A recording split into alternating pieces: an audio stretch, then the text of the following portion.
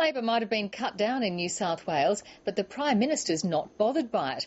Julia Gillard says voters abandoned the ALP long before last weekend and insisted they weren't passing judgment on her plans for a carbon tax. From Canberra, political correspondent Greg Jennett.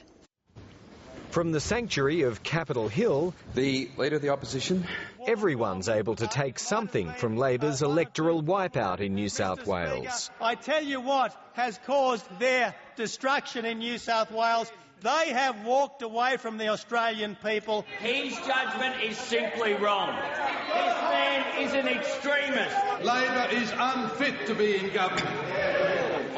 But this Labor luminary sees fit to call it how he sees it.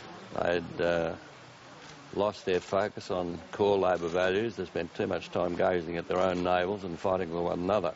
That's not what government's about. G'day, Bob. How are you? The Prime Minister doesn't go that far. We're talking about a state election after 16 years.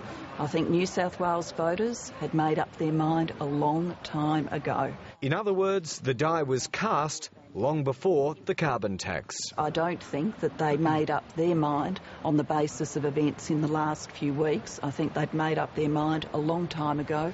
There we go. But the New South Wales brand of cutthroat politics is damaged and few outside it are mourning. If you're a party that lets the machine operate the parliamentary wing, if you're a party that throws your leaders out every couple of years, then you're in trouble.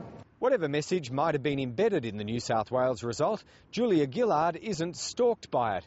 She says voters respect progress and she's determined to deliver some on her carbon pricing agenda. As for the independence she's relying on...